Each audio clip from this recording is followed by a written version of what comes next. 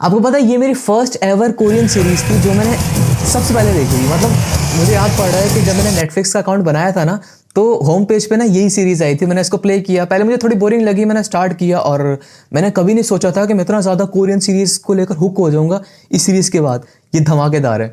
इसका नाम है all of us are dead. आपको देखनी चाहिए। चलो मैं बताता हूँ थोड़ा सा इसके बारे में।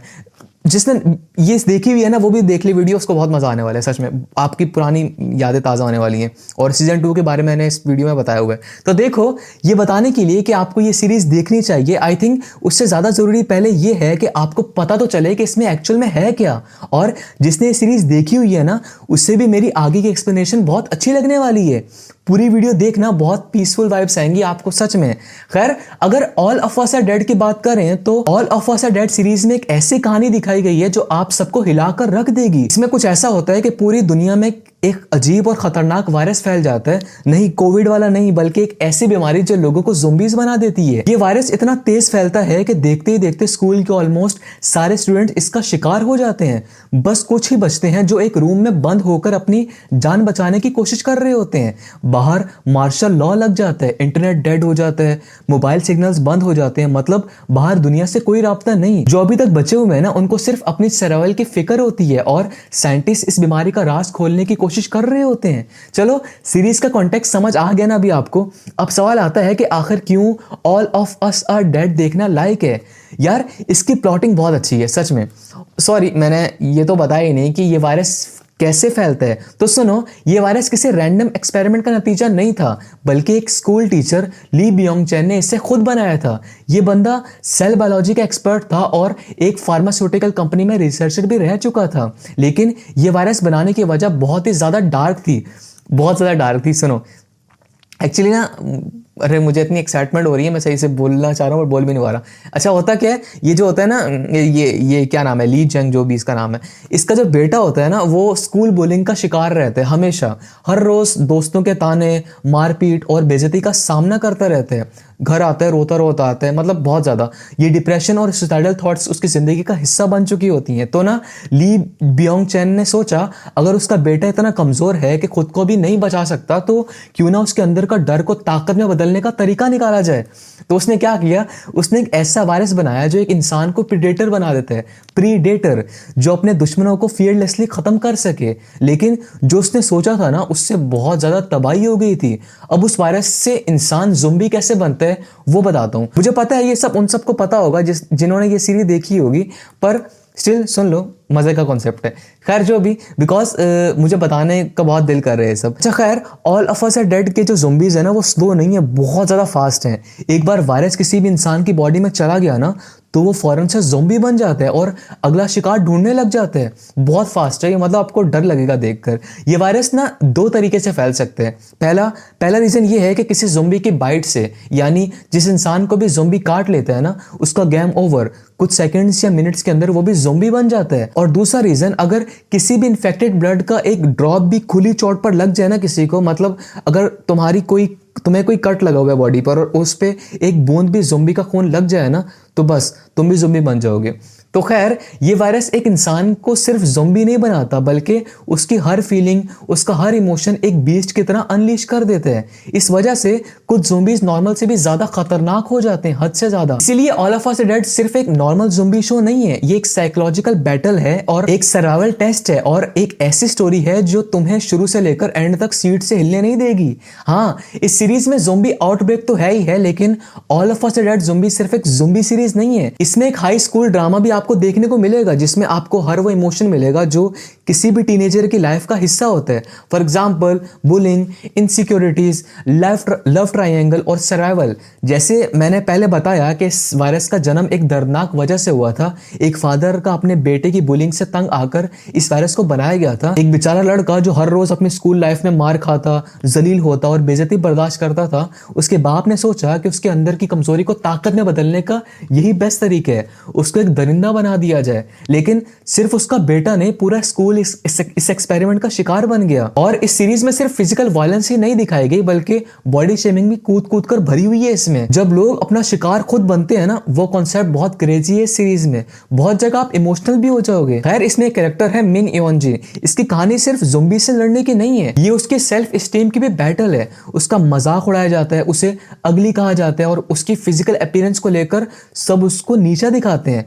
वो सिर्फ बस एक ज़ोंबी आउटब्रेक सर्वाइवर नहीं है, वो एक सोशल सर्वाइवल भी होती है जो अपने कॉम्प्लेक्स और इनसिक्योरिटीज के अगेंस्ट लड़ रही होती है। इस सीरीज में आपको स्कूल लव स्टोरी भी देखने को मिलेगी। वैसे स्कूल सिर्फ पढ़ाई की जगह नहीं होती, ये एक ऐसी जगह भी होती है जहां नए इमोशंस जन्म लेते हैं, क्रशेस बनती हैं, प्यार दोस्ती होती है, सब कुछ यहाँ होता है। लेकिन जब तुम्हारी जिंदगी का कोई भरोसा नहीं है, जब अगले पल तुम एक ज़ोंबी बन सकते हो, तो तुम पर प्रेशर आ जाएगा ना कि जल्दी अपनी फीलिंग्स अपनी क्रश को बता दूं। ये सब भी सीरीज में दिखाया गया, बहुत मजा आएगा आपको। इस सीरीज में आपको एक लाइन बहुत ज्यादा सुनने को मिलेगी, मुझे पता है कि हम बहुत जल्दी ज़ोंबी बन सकते हैं, तो मुझे तुमसे एक बात कहनी है यार। और सुनो, मुझे और भी बहुत कुछ बोलना है। इस सीरीज के जो ज़ोंबीज हैं ना, वो बाकी ज़ोंबी सीरीज की तरह स्लो नहीं होते। ये चीज़ मुझे बहुत अच्छी लगी है सीरीज में कि ज़ोंबीज बहुत फास्ट होते हैं, बहुत ज़्यादा एग्रेसिव होते हैं और बहुत अनप्रिडिक्टेबल होते हैं। ये सिर्फ रैंडम क्रिएचर्स नहीं होते, ये एक रेज के एक्सप्रेशंस होते हैं। तुम इनकी बॉडी मूवमेंट से समझ सकते हो कि ये इंसान किस हद तक कंट्रोल खो चुके होते हैं। भाई वाह, आप लिटरली देख सकते हो कि किस मूवमेंट पे कोई ज़ोंबी बनता है। वो जो ट्रांजिशन होती है ना इंसान से ज़ोंबीज की, वो बहुत आई कैचिंग होती है। Blood shot eyes, twisted bodies और वो घूर कर देखने वाली रेज वाली फील्ड आंखें, ये सब इतना रियलिस्टिक लगता है कि तुम्हारा भी दिल दहल जाएगा।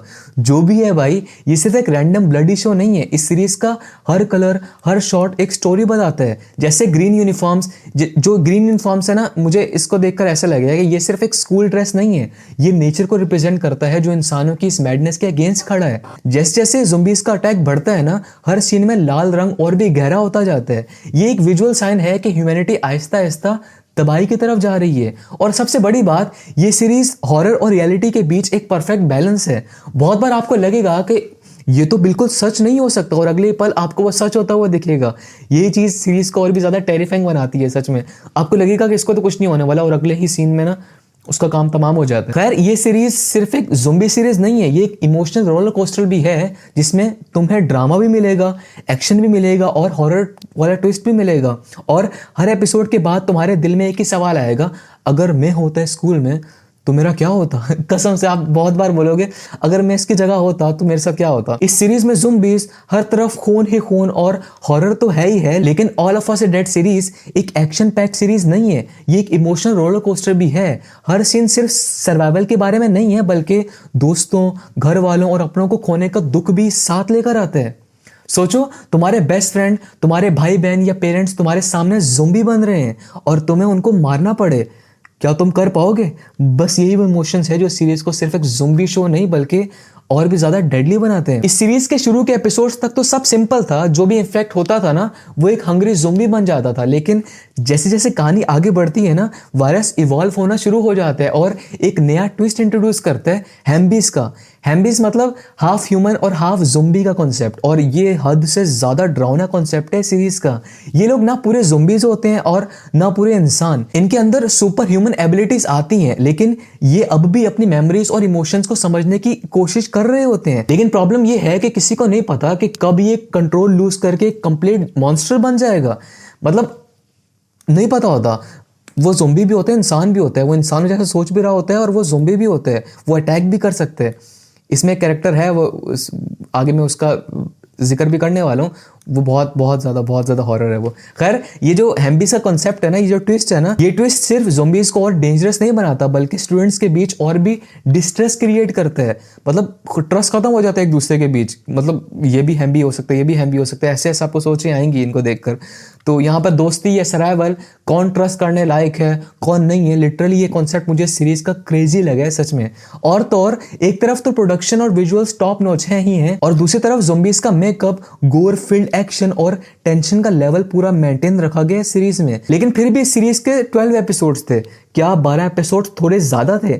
सवाल अच्छा है, पर ये चीज आपके पेशेंस पे डिपेंड करती है। अगर आपको इंटेंस हॉरर और स्लो बर्न इमोशनल ड्रामा पसंद है ना, तो ये सीरीज परफेक्ट है। लेकिन अगर आप फास्ट पेस्ड एक्शन वाले थ्रिलर्स के फैन हो तो कुछ मोमेंट्स आपको थोड़े खींचे हुए लग सकते हैं।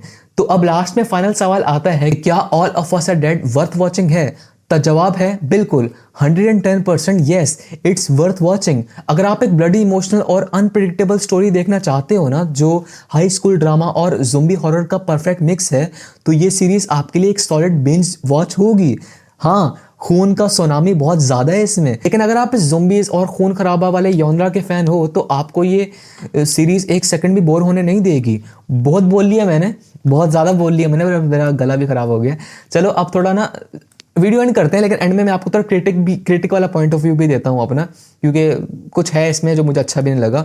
पर ये आगे वाली बातें ना मेरी तभी आपको समझ आएंगी अगर आपने ये सीरीज देखी होगी। खैर सुनो, no doubt series out class है, पर थोड़ी सी चीज़ें जो हैं वो मुझे बहुत ओवर लगी हैं। कुछ चीज़ें थोड़ी ज़्यादा ही ओवर लगी हैं, मतलब थोड़ी नहीं, बहुत ज़्यादा चीज़ें हैं जो मुझे ज़्यादा ओवर लगी हैं। और वो चीज़ें ना मुझे ज़रूरी भी नहीं लगी। वो एपिसोड वो ना अगर ना भी होती तो चलती, सीरीज और ज़्यादा ना और ज़्यादा वो पॉपुलर हो सकती थी। देखो, all of us are dead overall एक धमाकेदार ज़ोंबी सीरीज है, लेकिन इसका मतलब ये नहीं है कि सब कुछ परफेक्ट था। कुछ मोमेंट्स ऐसे थे जो मुझे या तो अननेसेसरी लगे या फिर अनरियलिस्टिक। सबसे पहले ग्वी नाम का ऑलमोस्ट इमोर्टल बनना, मतलब सीरियसली पहले तो ये वही है जिसकी मैंने आपको शुरू में कहा था, मैं इसकी बात करूंगा। ग्वी नाम मतलब पहले तो बंदा ज़ोंबी भी नहीं बन रहा, ऊपर से हर अटैक से बच भी रहे। एक पॉइंट के बाद तो ये अनस्टॉपेबल विलेन लगने लगा था मुझे, जो सिर्फ प्लॉट कन्वीनियंस के लिए जिंदा है। ज़ोंबीज की हॉररनेस और अनप्रिडिक्टेबिलिटी एक साइड होगी और ग्वी नाम एक over the top unpowered character बन गया। नो डाउट इसका कैरेक्टर प्ले आउट क्लास था, मैं मानता हूँ, बहुत नेक्स्ट लेवल एक्टर है ये, मैं फैन हो गया था इस कैरेक्टर के बाद इसका। पर स्टिल ये चीज मुझे अच्छी नहीं लगी जो मैंने बताया ऊपर इसकी, मतलब इमोर्टल नहीं होना था इसको। और मुझे एक और चीज जो थोड़ी वीक लगी वो थी वायरस के ओरिजिन का रिवील। मतलब साइंटिस्ट के लैपटॉप और वीडियो लॉग्स भी मिल गई थी। ये थोड़ा ज्यादा इजी सॉल्यूशन था, थोड़ा इसको हार्ड बनाना चाहिए था। अगर मिलिट्री को वायरस के बारे में कोई भी इंफॉर्मेशन ना मिलती तो कहानी और भी थ्रिलिंग हो सकती थी। लेकिन वायरस का ओरिजिन मिल जाता है सीजन 1 में, जो नहीं होता तो और अच्छा था। सीजन 2 में अगर होता तो और ज्यादा अच्छा था, क्योंकि सोचो अगर एक वायरस का ओरिजिन एक मिस्ट्री बन जाता और सिर्फ एक इंसान जो सच जानता था वो भी मर जाता, तब और भी रियलिस्टिक और स्केरी होता ना कॉन्सेप्ट, वो होता ज्यादा अच्छा था। क्योंकि तब फिर ऐसा लगता कि ह्यूमैनिटी को कभी नहीं पता चलेगा कि ये हॉरर शुरू कहां से हुआ। और एंड में चोन सान की डेथ, क्यों भाई, ये नहीं होनी चाहिए थी। चोन सैन की डेथ लिटरली सबसे हार्ट ब्रेकिंग और अननेसेसरी सीन था। वो एक ऐसा कैरेक्टर था जो ऑडियंस को ट्रूली पसंद था, जिसके लिए रूट किया जा सकता था। उसका मरना सिर्फ शौक ही था सबके लिए, वरना कोई सॉलिड रीजन नहीं था इसके पीछे। सच में उसको नहीं मरना चाहिए था। और अब जब सीजन 2 की बात हो रही है तो ऑनेस्टली आखिर बचा ही कौन है जो ऑडियंस को वाकई एक्साइट करे? अंजू तो है, लेकिन चॉन सैन की कमी भी बहुत मिस होगी सीजन 2 में। सच में उसका और चॉन सैन का डायनेमिक ही एक मेजर पुल फैक्टर था इस शो का, और उसके बिना सीजन 2 का इम्पैक्ट कम हो सकता है। खैर, अब अगर अपनी फाइनल थॉट्स दूं तो ये एक अच्छी सीरीज है, लेकिन ये चीजें बेटर हो सकती थी जो मैंने ऊपर बताई आपको। All of us are dead एक मस्ट वॉच सीरीज है, लेकिन कुछ फ्लॉज भी थे जो मुझे फील हुए थे, जो मैंने ऊपर बता दिए। जैसे ग्वी नाम को थोड़ा ज्यादा ओप दिखा दिया था और वायरस का ओरिजिन मिस्ट्री रहता तो ज्यादा थ्रिलिंग लगता। चॉन सैन की डेथ मुझे अननेसेसरी लगी थी और उसके बिना सीजन 2 का हाइप भी कम हो गया, मुझे लगता है ऐसा। अब जब भी सीजन 2 आता है तो उम्मीद है कि कहानी और कैरेक्टर्स का डेप्थ मेंटेन रखें, वरना सिर्फ ब्लड और एक्शन से शो नहीं चलेगा। अब मुझे लगता है ऐसा। पर जो भी है, मस्ट वॉच शो है ये। मैंने ऐसा शो ज़ोंबी एपोकलिप्स का कभी नहीं देखा। आप अपना फीडबैक कमेंट्स में जरूर शेयर कर सकते हो मुझे, बल्कि जरूर करना है आपने, ठीक है? बाय, मैंने बहुत बोल लिया। आई थिंक 10-15 मिनट की वीडियो होने वाली है ये, पर मुझे अच्छा लगा बोलकर। मेरे फेवरेट सीरीज जो थी ये। बाय, ख्याल रखो अपना और फिर नेक्स्ट वीडियो में मिलते हैं।